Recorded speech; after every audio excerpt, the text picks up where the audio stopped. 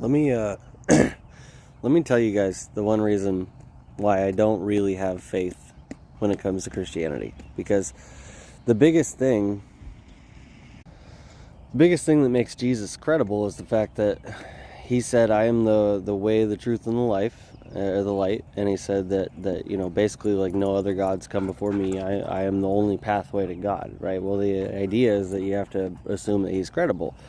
Well, if the biggest piece of evidence that we have that Jesus died, was crucified, was buried, and then came back the fuck up out of his tomb 3 days later, and 400 people saw this happen.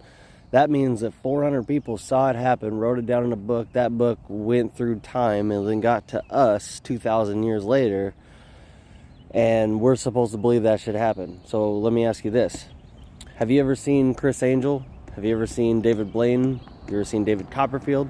Have you ever seen magicians who can otherwise do things that we cannot really necessarily understand or describe how it happened, but we can see it happen?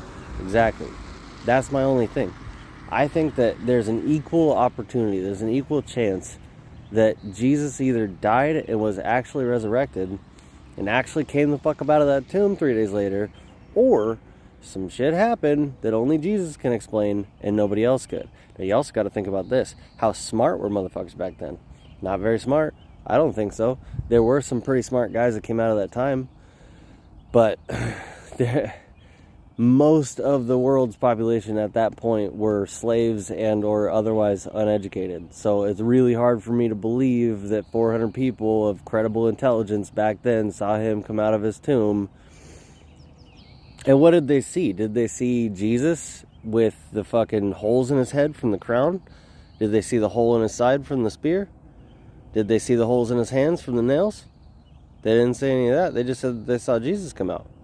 So did they see Jesus? Did they see somebody that looked like Jesus? Did they see an injured man come out of there? Or, you know what I mean? Like, we didn't hear that part of the story. We just saw, oh, well, they killed his ass, and then he came back a couple days later. And then we were like, oh, shit, this must be the Savior. This guy's supernatural. Sometimes I see shit flying around in the air that I think is probably supernatural because it doesn't look like a man-made object. Does that mean that I saw Jesus flying around in the clouds? Or is it that I just saw a fucking object that didn't look familiar to me? You know what I mean? Like, that's all I'm saying, man.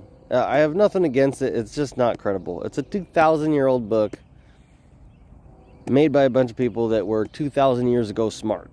And that's hard to follow. That's all I'm saying.